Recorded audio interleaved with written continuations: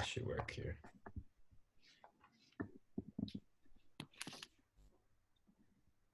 Okay, guys, ready? Let's get started. We're gonna go through the review now. So I'm looking at the first 4 questions. We're negating these statements. You guys see that? Yes. Okay. Yes. So these are the negations for conditional statements. The negation of an all statement is a some not statement. That one should look like, what is the negation of all foods taste like chicken? No foods taste like chicken. Some foods don't taste like chicken. Yeah, so it's that second one actually. So you got to be careful with the alls. Negations of alls is a some and do not. So some foods do not taste like chicken is correct. So all is what? All is. The negation of all is some do not. Okay. Yeah. Welcome to the stuff. Okay, so number 2, negation of no is gonna be some are. Yeah. So that's gonna be some math teachers are cool. You said some are math teachers? No, some math teachers are cool. Yeah, yeah. Okay, number 3, some Americans eat rice. Negation of some is none. Yeah, so it's no Americans eat rice is correct.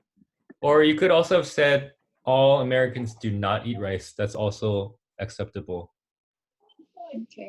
But when you guys take your test, it's gonna be online anyway, so it's more like multiple choice. Although I might write my own questions where you guys can like write out the sentences. I'm trying to figure out how to work that system stuff. Sorry, Justin, you said so. It's all Americans do not eat rice or no Americans eat rice. Yeah, either one of those. Those are logically equivalent statements. No Americans eat rice? No Americans eat rice, yeah. Okay. Can you guys see the solution screen on my right? On the right? Yes. Yeah, okay. Now that you pointed that out. Thank you. No problem. Okay, number 4, some laggers are non-magical. So the opposite of some is? All laggers yeah, right. are magical. Correct. So it has a no to begin with, so the negation should not have any nots. So it should be all laggers are magical. Yeah.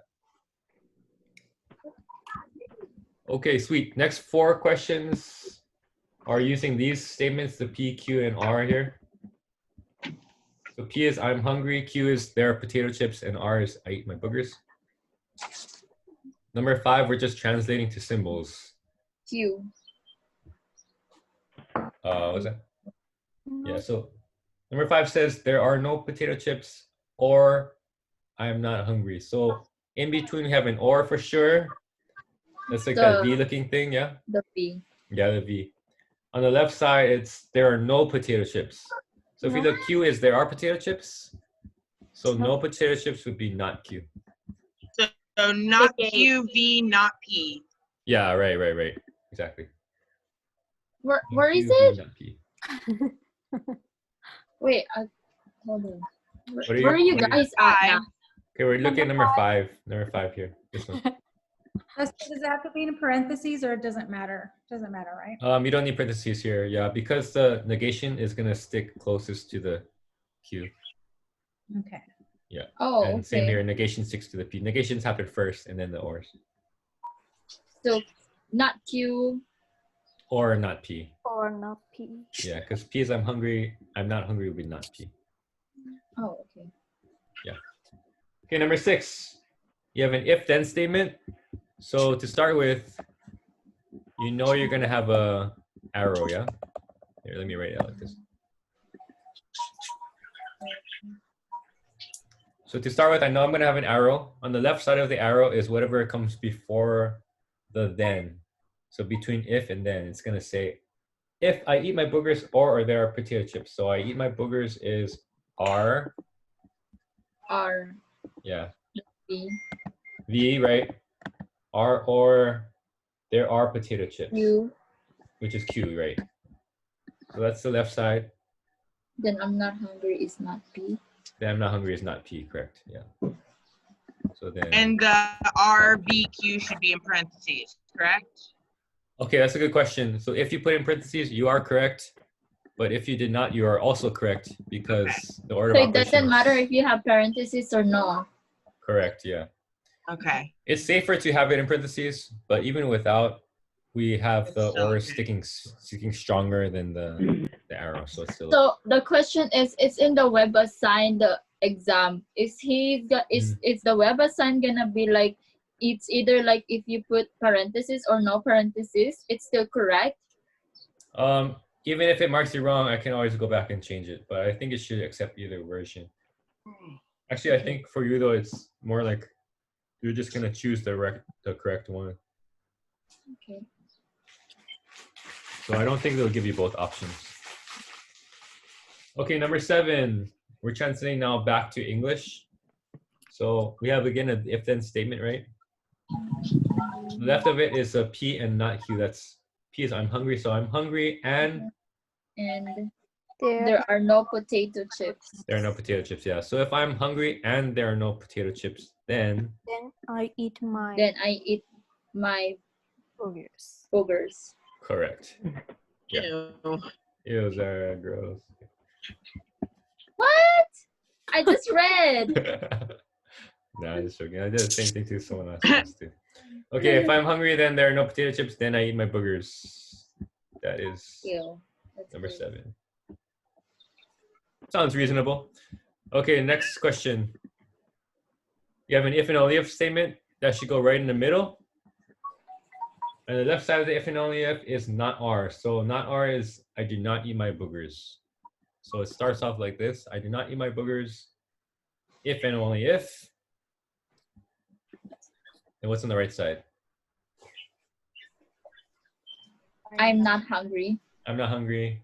Or There are potato chips. there are potato chips. correct. Oh, the 2 arrow is if. If and only if. Oh wait, sorry, I'm getting a error here. Yeah, the double arrow is if and only if. It's if. If and only if. Yeah. What the heck? Oh yeah, okay, I'm sorry. That's right. So I do not eat my burgers if and only if I'm not hungry or there are potato chips. Yeah. Okay, so far so good, guys? Oh, I'm just gonna write it down. Okay.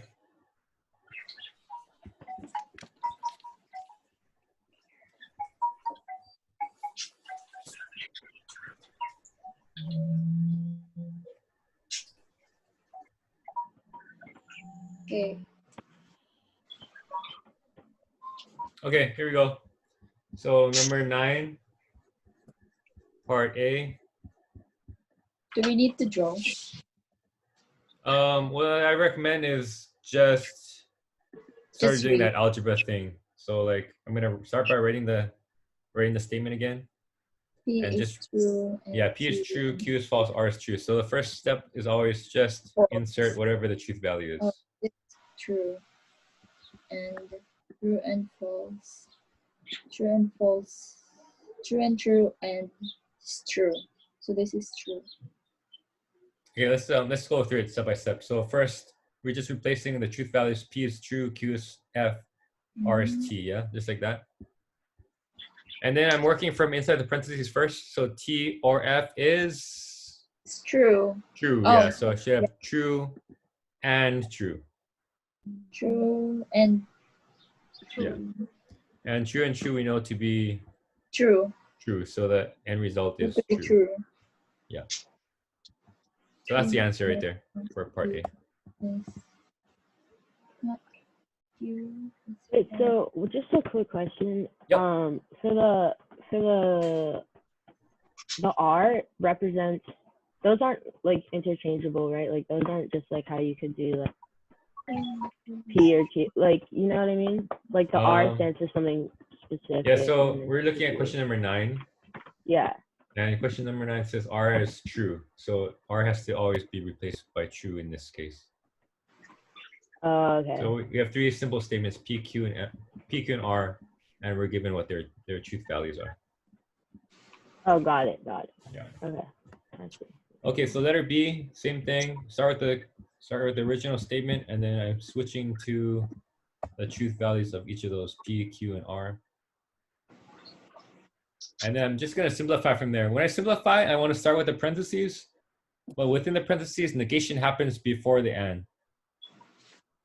And on the right side, the negation also happens first with the T. So I'm going to do the 2 negations in the next step. Okay, so the negation of F is going to give me T, and negation of T is going to give me F, like that.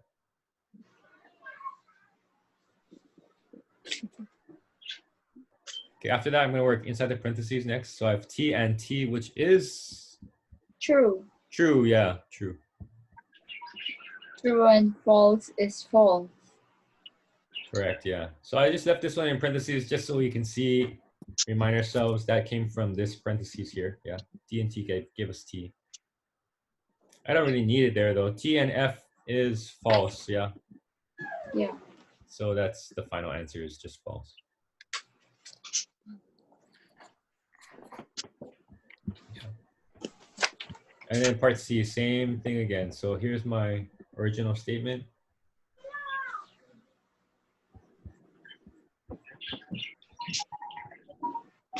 P and Q to R, and then first step always just replace them with their truth values.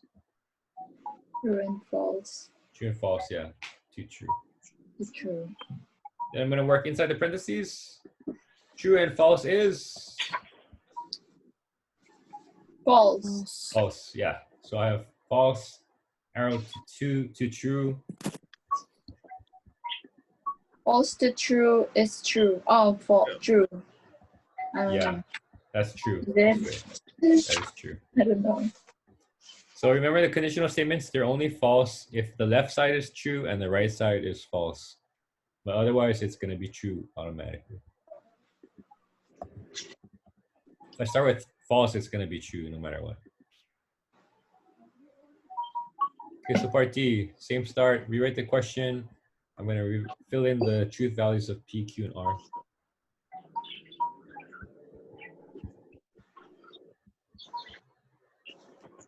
Okay, let me get this guy out of the way for now. So if the parenthesis is on the negation outside the parenthesis, is it both? None? Oh, that's a good question. So because the negation is outside the parentheses, I want to work inside the parentheses first, yeah? That means what I'm going to do is take the or first. So it's true just or simplify false. it. Yeah, simplify it. True or false is True or false is true. true, yeah. So I have inside the parentheses, and then I'm going to do negation after that. So negation is going to change that to false, right? Okay. So I have false if and only if false if and only if true, False.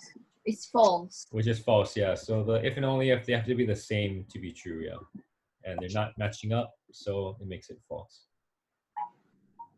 Yeah, so that's the final answer. Oh, dang. What was that, Chelsea? I got that one wrong. Oh, the last one. Did you get to this last step right here? Yeah, no, I think I forgot my little squiggle. And so I didn't Oh. change the false or the true to a false. Yes, I see. Okay, so we're on to number 10. Number 10 is actually just the basic truth table. It's the one where you have all of the basic operations, yeah? Negations, you got ors, ands, conditional, biconditional. So take a moment to see if you guys can just fill it out yourself. And then we'll go over it together in a little bit. I'm not gonna lie, but I'm just copying within the number. Yeah, you know, actually, I probably won't give you this question for that reason because you already have the answers written for you. Like, normally I would give this question on a paper test because it would be closed book, but You guys have open book questions, so it can be a little different. Are you, Justin, are you making up the text, or is the WebAssign making the test? So WebAssign has like a pool of questions. I would choose some of those, and then I'm gonna write some of my own in combination, or I probably alter some of their existing questions too.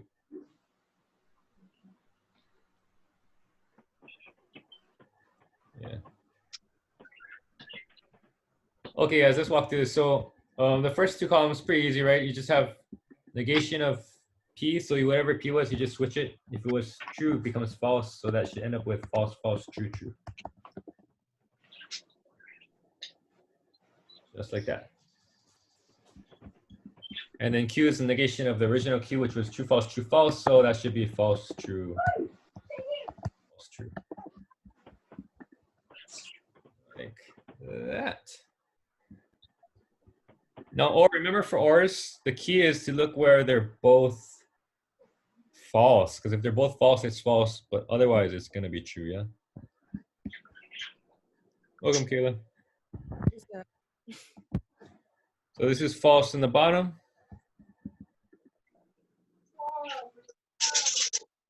And then the rest are all trues.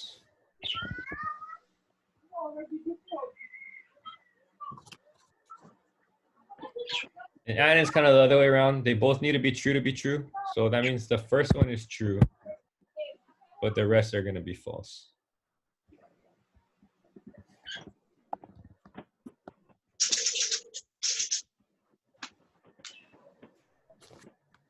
And then the conditional statement, if then, remember that one is only false one time when you start off true and end up false. So I'm going to fill that guy in. That's, if you look here, it's the second row, yeah? Here's P true to Q false. That makes this row right here false. But all the rest are going to be true.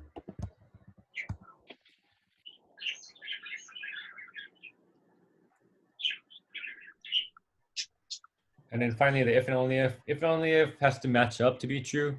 So if you look, the first row, they match up true and true, and the bottom row, they match up false and false. So that makes the first one true and the last one true.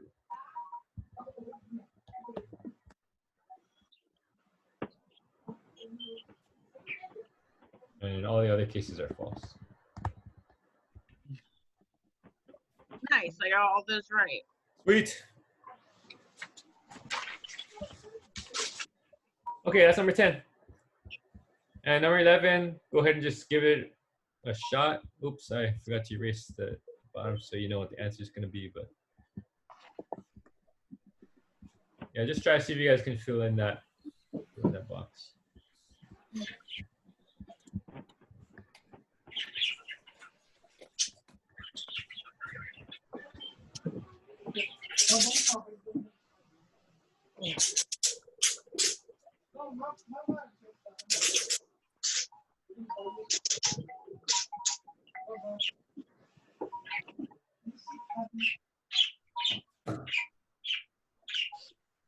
Got it. Got it. Nice.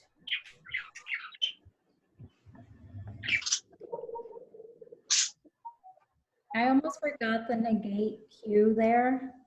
Oh, yeah, yeah. I almost forgot how to go back. You what? No, I almost forgot it, and I had to Oh. go back and add it Oh, because yeah, obviously yeah, it's completed if you don't have. But it's Right, Wait, right. can you scroll up real quick, Justin? I just want to see the last row of 10. Oh, this one? On the, yeah. Yeah. Did I get that? Oh, yeah, I got that. Yeah, it's easy to miss something. So I need to knock you because you need to build this part, yeah. Well, I missed it because I thought, because it's in the parentheses, I thought I was done. But no, I still need to take it out. Oh, what do you mean? Like this? The negate Q. Yeah. Oh, yeah, yeah, yeah. So you just had P and Q.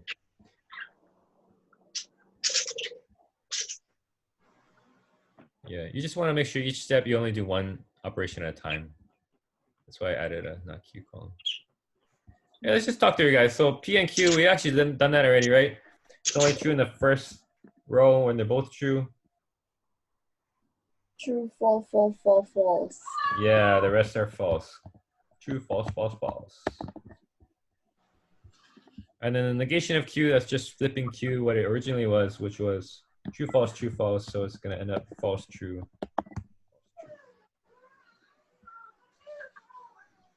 Now this one you got to be a little careful. We're going from P to not Q, right? So from this column to this column with the conditional arrow in between. So here from true to false, that's actually the one I'm looking for. If I start off true, end up false, that's false. So this should be false. And that's the only time it happens. So only the first row is false. Mhm. And then the rest should be trues.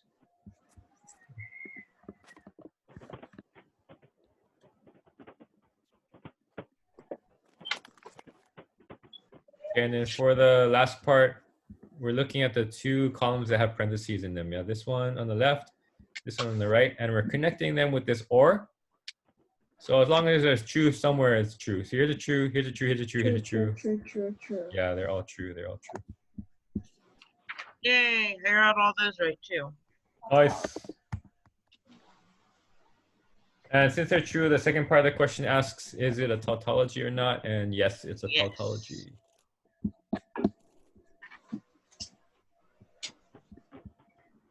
Okay, number 12. So we're writing the converse, inverse, contrapositive of this statement. I'm just going to write it on the question answer, write the original statement up here. Not Leave cute. space for each.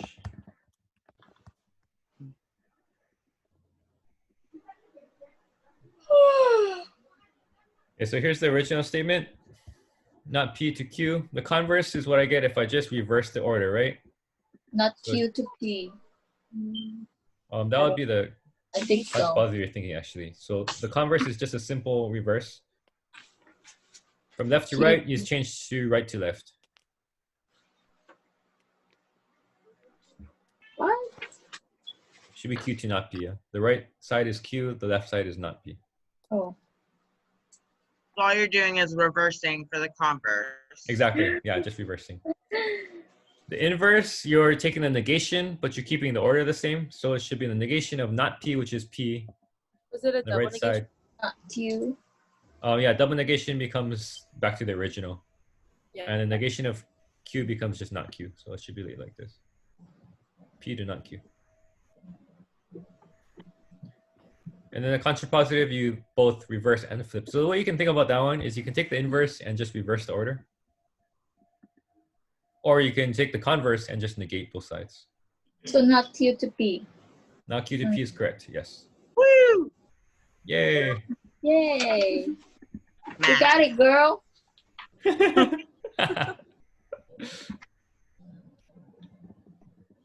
Okay, I feel like I number... need one of those little stars saying, you did it. You get a I gold math. star.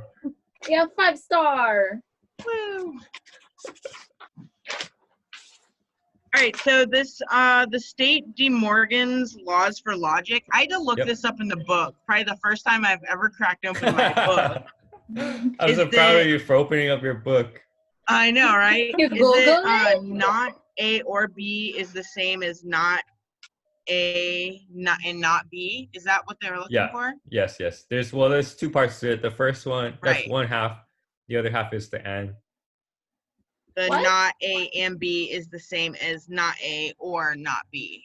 Correct, yeah. So this is when we talked about how to negate things. I think this is 3.3. And it has a special name. It's called the De Morgan's laws. 3.3.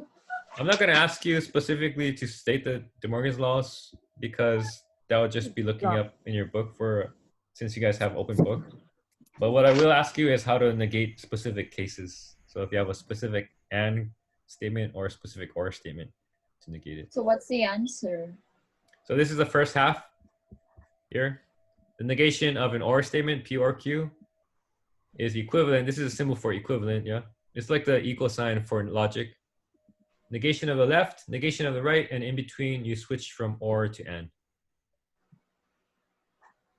You Where can did find you this get in section 3.3 when we did this.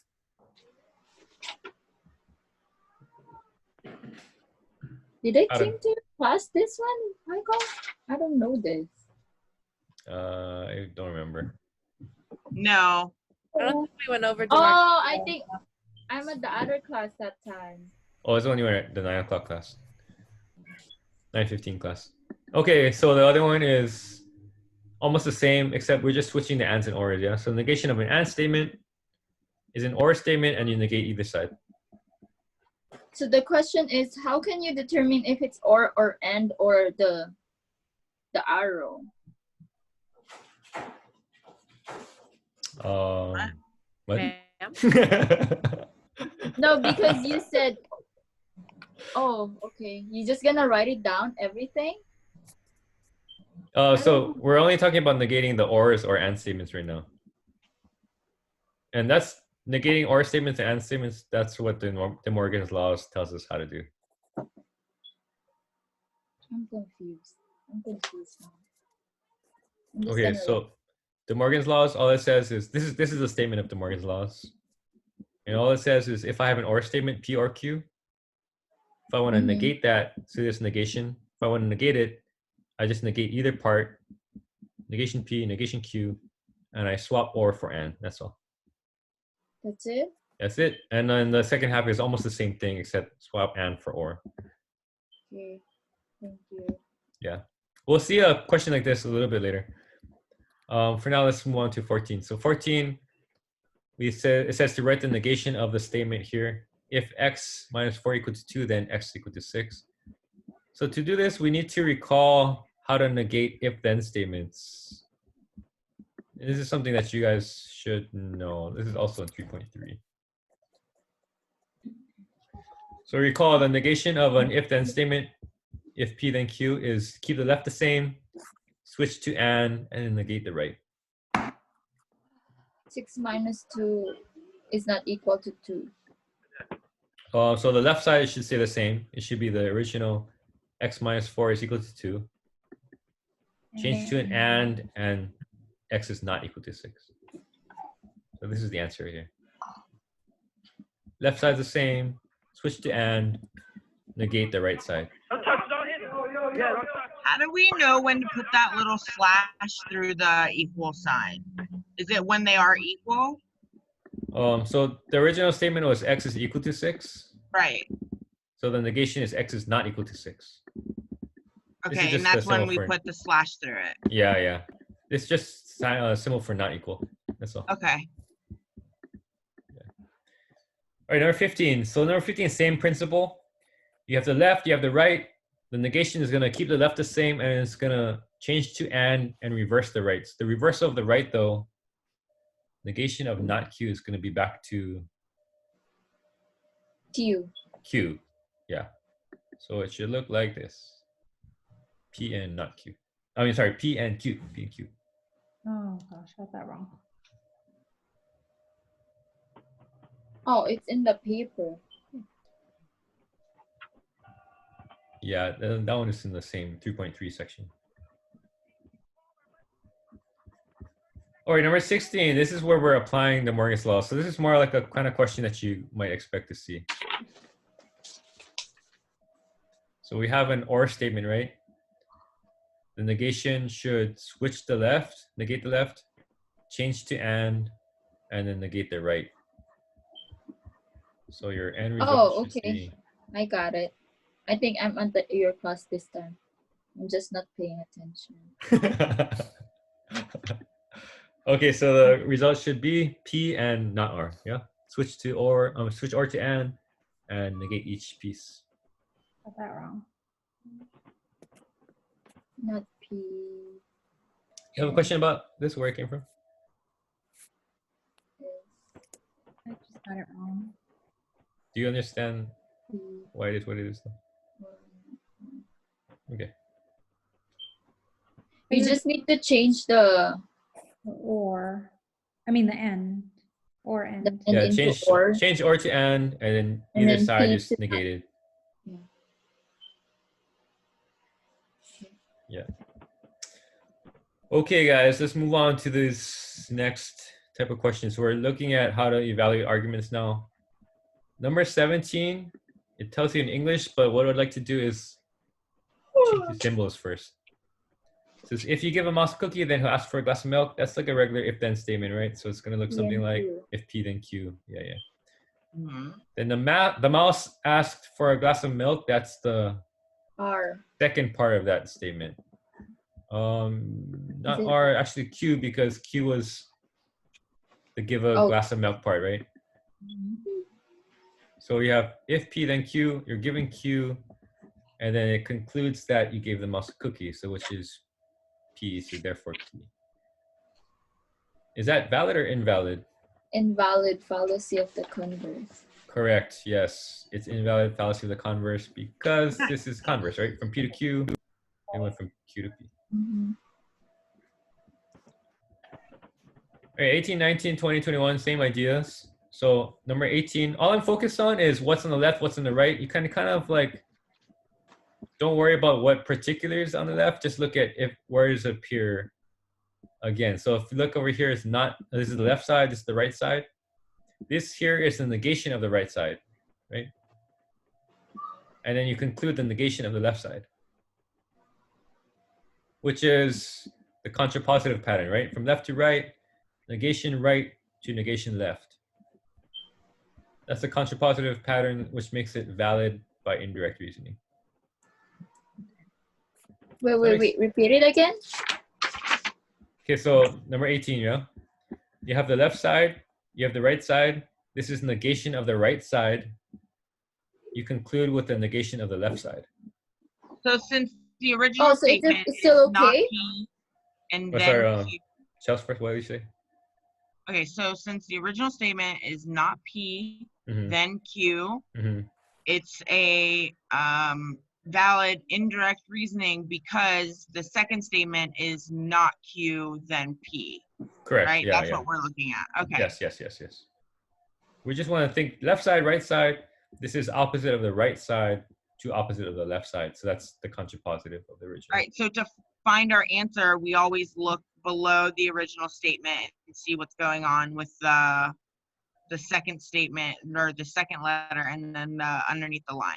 Yeah, That's how we Right. decide. Okay. Yeah, so we want to follow, with respect to this original statement, what is from here to here? Is that a Okay. converse, inverse, contrapositive, one of those? Okay. So number 19, here's the left side, here's the right side. This is the negation of the left side, right? Mhm. And you conclude with the negation of the right side, which is the inverse. So that would be Invalid. invalid, yeah, fallacy of the inverse, because the inverse is not equivalent to the original. And then number 20, so here's the left side, here's the right side, here's the left side again, and here's the right side again. So that's just straightforward direct reasoning. That makes it valid by direct reasoning. Invalid. This one's actually valid. Yeah, because here's the left, right? And here's the left. Left to right, left to right.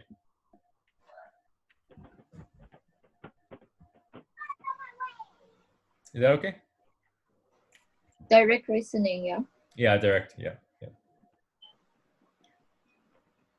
Okay, 21. So if you look at the chain, it's looking good, P to R, and then that same R to Q, so that part is good. Sometimes these R's don't match, which right away you know it's false, it's invalid. But here the R's match, so that part looks okay. But if you look at the conclusion should be P to R, right? Yeah. That's not what I have here. I have negation P to negation R, so that's the inverse of the thing I should have. So it's a false chain. It's a false chain, yeah. It's false chain. So it's invalid by false chain.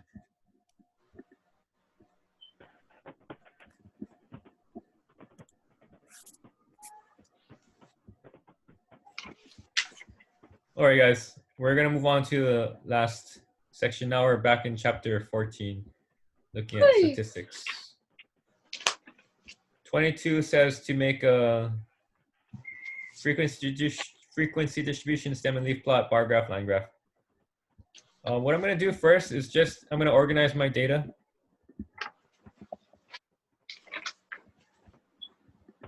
Stem and leaf got me on that one.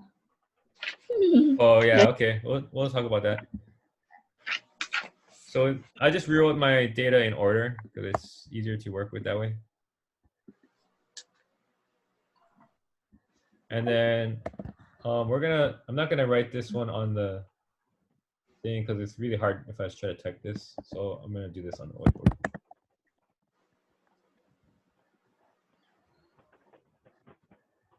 Right, so let's switch for a little bit.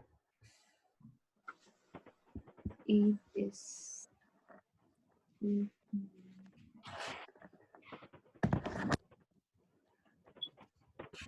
9, 12.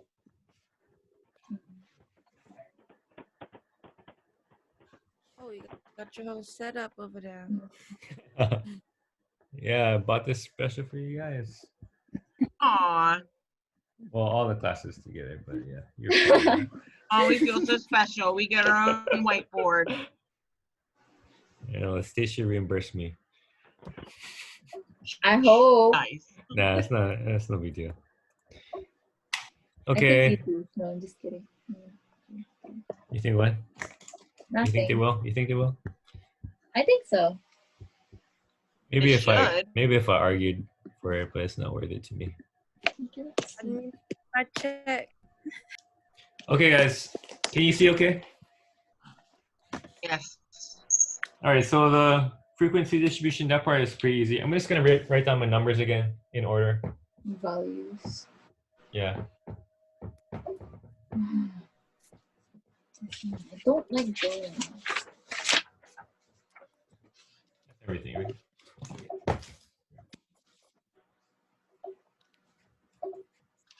One, two, three, four, five, 6, 7, 8, 9, 10. Okay, that's everything.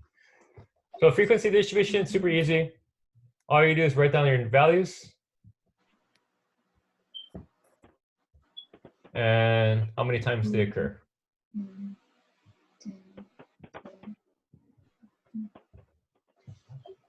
Here's a value. Here's the frequency. Oh, I've got 2 8s, 2 9s, 1 10, 1 12, 3 15s, and 1 32. And I should just make sure they add to 10. So 2, 4, 5, 6, 7, 8, 9, 10. Okay, so that's everything. 5, 6, 9, 10. Yeah. Okay, next is stem and leaf plot. I have single digit values. I've got things in the 10s, nothing's in the 20s, but I should still have a place for it because I go up to 30s. So it should look something like this on the left of the stems. 0 is 3. Yeah, so I have 8s, right? 8, 8, 9, 9. I have a 10, I have a 12, I have 3 15s, and then I have a 32. 12. 1, 2, 3, 4, 5, 6, 7, 8, 9, 10. 1, 2, 32. 1, 2, 3, 4, 5, 6, 7, 8, 9, 10. Okay, so the bar graph, actually I don't need this squiggly. Bar graph, I just have my values 8, 9, 10, 12, 15, and 32. And their frequencies on the left. 1, 2, the highest value is 3, so I can just stop at 3. No. What's that, Chelsea? Sorry, I was talking to my daughter. Oh, it's all good. She's Okay, trying number- to con me out of more candy. Sounds about right. Okay, 8 has 2, 9 has 2, 10's got only 1, 12 is at 1, 15's at 3, and 32 at 1. So something like that. That's a bar graph. Pretty straightforward, right? Okay. Let me erase.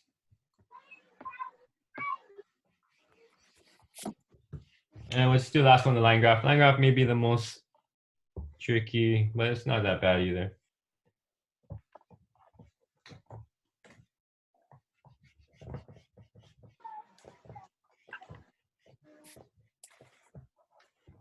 All right, for the line graph, we want the bottom line to represent our number line. And since I'm not going to start exactly at 1, I'm going to put a little squiggle, and then the left axis will be frequencies just like before. 1, 2, and 3. I'm going to start with 5 because my smallest number is 8. And I need to go up to at least 32 because that's my largest value.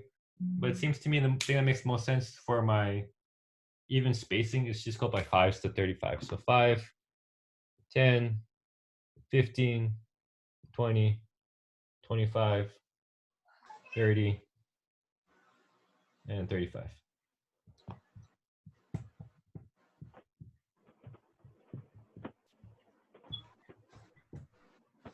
And I have 8s, so 8's right around here somewhere.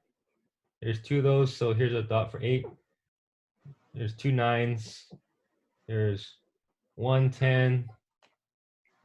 There's 1 12. 3 15s. And 1 32. So right around here. And I just connect the dots in order. Okay, so the line graph is the one that, like, the bottom part is going like by equal amounts, like 5, 10, 15, Yeah. instead of. Okay. Yeah. So the bottom should be a number line continuum.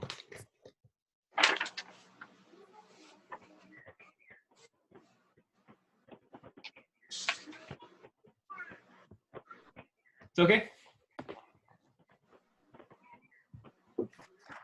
Okay. I see some nods. I don't have any complaints, so we're gonna move on. We're almost there, guys. Yay.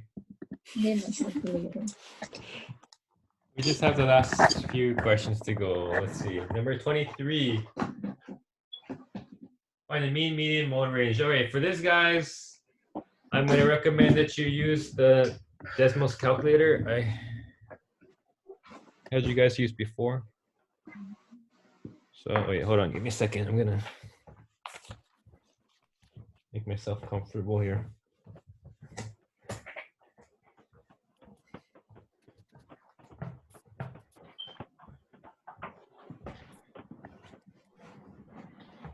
Okay, so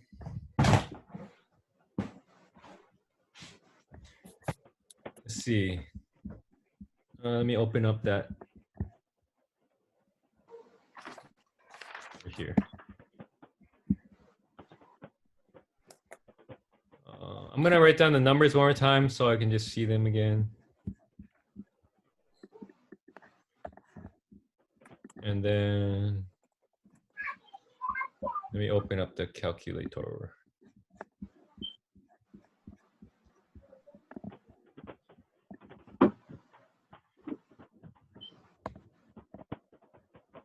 Okay, so for the mean, all I do is just type mean, and then I can type my numbers.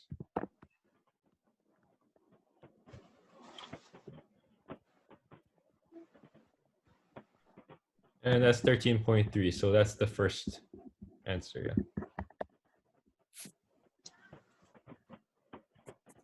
Now for the median, I gotta look at my numbers in order. Well, I already ordered them, and I want the one that's right in the middle. But I have 10 numbers, so there's actually 2 numbers in the middle. 1, 2, 3, 4, 5, the 10, and 1, 2, 3, 4, 5, the 12. So 10 and 12 are the numbers that are in the middle. The median is the one that's halfway between those. Yeah, 11. But if you don't see it just by looking, then you can just add those 2 together and divide by 2. And that will give you what the median is for those. Okay, the mode is the thing that appears most often, which is 15. And the range is just the largest, 32 minus the smallest 8. 32 minus 8 is 24. So that's the range right there. The median 11, mode 15, range 24. Now for the standard deviation, we can just use the stdev function for standard deviation. And then I'm just going to copy down what I used for the mean. Just copy and paste.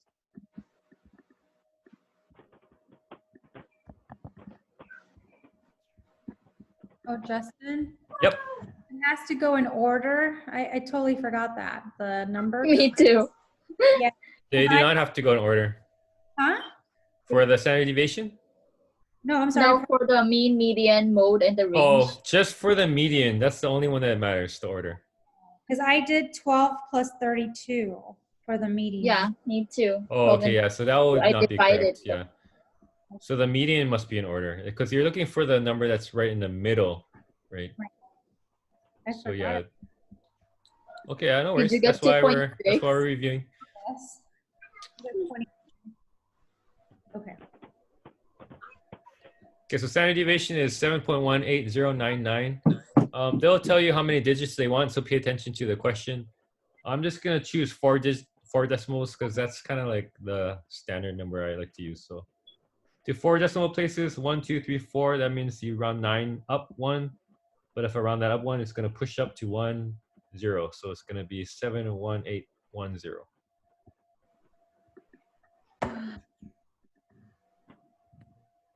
Yes, that's the standard deviation. All right, we're in 24 now. Are we gonna really need the four decimal? No, probably not. So like I said, just pay attention to the question. The question will tell you how many decimals to keep. Okay. Yeah. Okay. All right, 24 says find a number of toilet paper rolls corresponding to the z-score of 0.5. So we're using this previous question. This was Thank you for leaving your iPod. I'm sorry. Ooh. no, it's all good. It's all good. It's just the kids. Number 22 is saying it's the number of toilet paper rolls for the 10 households, right? So 24 is a follow-up question. Z-score is 0.5. So what we want to use is a particular value is the mean plus the number of standard deviations times the size of that standard deviation. This is coming back to 14.3. So this is the equation we're using right here. The value is equal to the mean plus the number of standard deviations times the size of the standard deviation. And in our case, we just finished calculating that, right? The mean was 13.3. Plus. Yeah, 0.5 standard deviations. And I'm going to use the full value this time, round at the very end. So I'll put the whole thing, all its accuracy. And then after I plug that in, so let me plug that in. 13.3 plus 0.5 times 7.181993432. After I plug it in, then at the end, I'm going to round 1, 2, 3, 4 places. Wait, actually, I think I did something wrong because I got a different answer from before. Let me see. 7.181993432.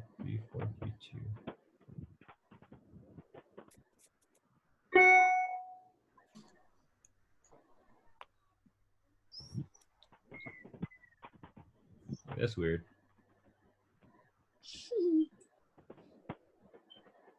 Probably just the 4. Did I write the wrong number? Probably try not to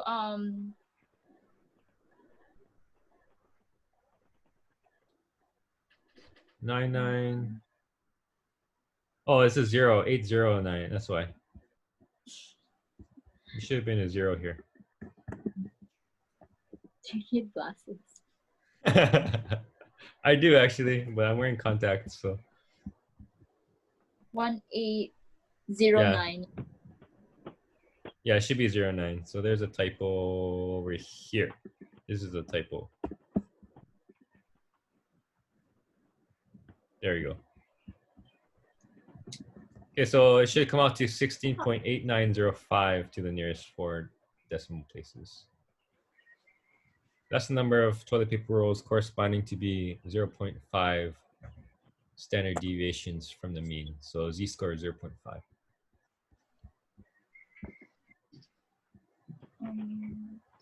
Is that okay with you guys? Yeah. Okay. 25, 26, 27, those are actually pretty easy.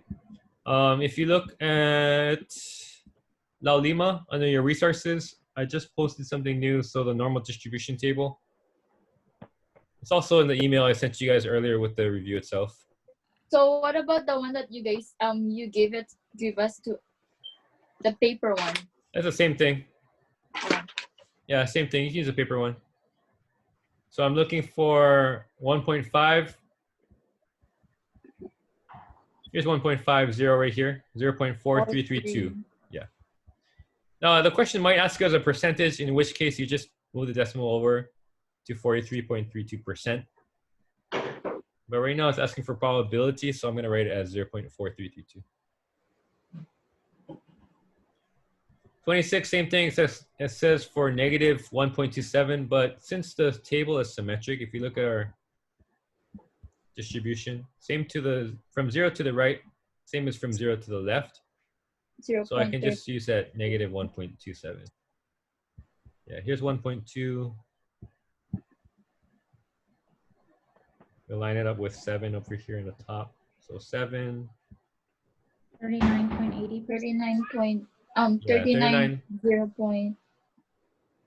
Yeah, 0.3980. As a percentage, you're right, it would be 39.8%. But as a probability, 0.3980.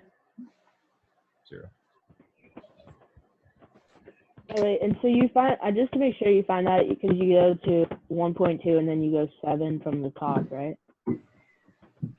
Yeah, that's right. You're looking at the chart. Oh, yeah, that's right. Actually, you know what, guys? I just realized the question says what percent of the population. So you're right the first time. We should actually say it in terms of percentage. It's 39.80. Yeah. They're all percentage. So these are all percentages, actually. Yeah, 39.80%. Okay.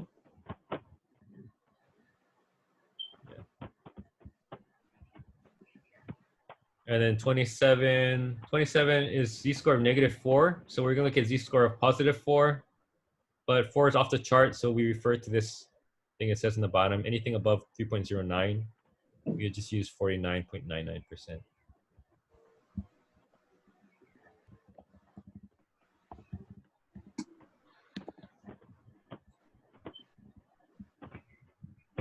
That's that. Okay, last question. Mario's so happy. I don't know. I'm happy too. This is the end of the class. Yeah, we're almost done. You can go eat lunch. Okay, so the average number of beers consumed by a Viking in a single sitting is 13.4. So this is the mean. Standard deviation 0.4. Find the number of beers consumed by a Viking corresponding to z-score of 4.3. So this is the same as actually question number 24, I mean. We're using this guy right here. X, the value is equal to the mean plus the number of standard deviations times the size of that standard deviation. So that's going to be for us 13.4 plus 4.3 standard deviations, and one standard deviation is 0.4 away. So that value, 15.12, yeah. So 15.12 beers, that's if you're 4 standard deviations above normal, which is very unusual, actually. Very, that's like an outlier. I mean, it's a person who drinks a lot more than an average Viking.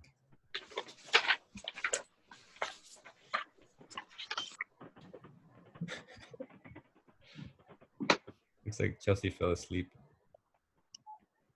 Justin, I have a question. Yeah, it was a question. But it goes back to our exam We have assignment. Your what? exam review, Number number 36. It's Okay. you. Anyway, I'm gonna wait, hold on 1 second. Let me just. You have time? Yeah, we have time. Yeah, we have time. We have time. I'm just going to stop recording first.